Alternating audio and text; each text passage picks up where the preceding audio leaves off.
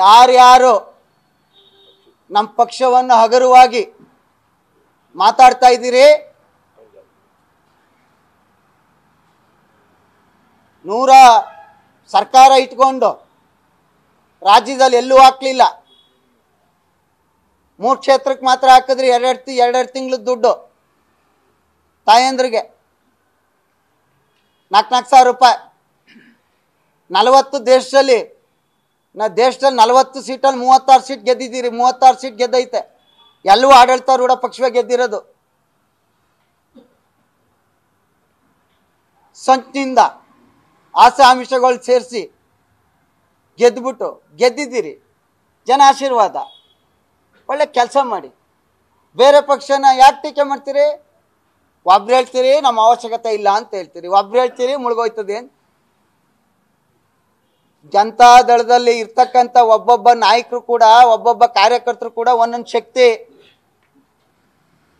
ನೀವು ನಿಮ್ಮ ಪಕ್ಷ ಬಿಟ್ಟು ಬನ್ನಿ, ಗೊತ್ತಾಯ್ತದೆ ನೀವು ಎಷ್ಟು ಶಕ್ತಿವಂತರು ಅಂತ. ಕಾಂಗ್ರೆಸ್ ಲೀಡರ್ಗಳು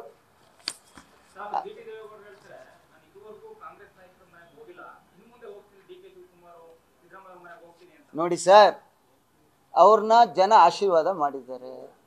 ಕ್ಷೇತ್ರದ ಕೆಲಸಗಳಿರ್ತವೆ, ಹೋಗ್ಬೇಕಾಯ್ತದೆ. ಹೋದಾಕ್ಷಣಕ್ಕೆ ತಪ್ಪು ಅಂತ ಯಾರು ಹೇಳಲಿಕ್ಕೆ ಸಾಧ್ಯ?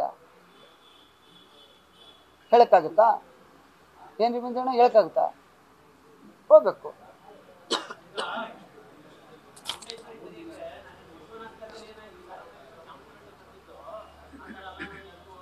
ನಾನು ಏನು ಹೇಳ್ತಾ ಇದ್ದೀನಿ, ನಾನು ನಿಮ್ಮನ್ನೇನು ಬಂದು ಸತ್ಯ ಮಾಡಿ ಅಂತ ಹೇಳಿಲ್ಲ.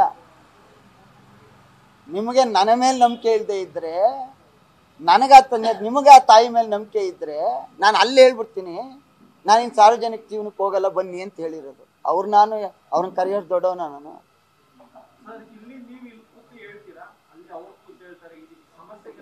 ನೋಡಿ, ನಾನು ಇವತ್ತೇ ಫಸ್ಟ್ ಹೇಳಿರೋದು.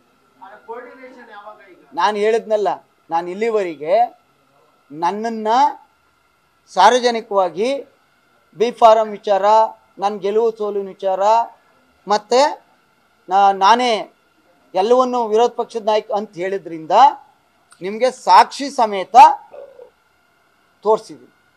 ನಾನು ಇಲ್ಲಿವರೆಗೆ ಅವ್ರೇನು ಬೇರೆ ಪಕ್ಷನ ಅವರಿದ್ದ ಮಾತಾಡೋಕ್ಕೆ ನಮ್ಮ ನಾಯಕರು ಅಂತ ಹೇಳಿದ ಮೇಲೆ ನಾನು ಜನರಿಗೆ ಅದೇನು ಮಾಡಿಲ್ಲ, ಅವ್ರು ತಪ್ಪು ಗ್ರಹಿಕೆಯಿಂದ ಹೇಳಿದ್ದಾರೆ ಅನ್ನುವಂಥದ್ದನ್ನ ನಿಮ್ಮ ಮೂಲಕ ಮಂದಟ್ ಮಾಡಿಕೊಟ್ಟಿದ್ದೀವಿ.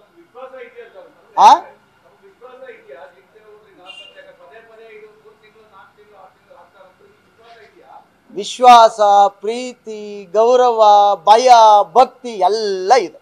ನಮಸ್ಕಾರ. ನ್ಯೂಸ್ ಫಸ್ಟ್, ನಿರ್ಭೀತಿಯಿಂದ ನಿಮ್ಮ ಪರವಾಗಿ.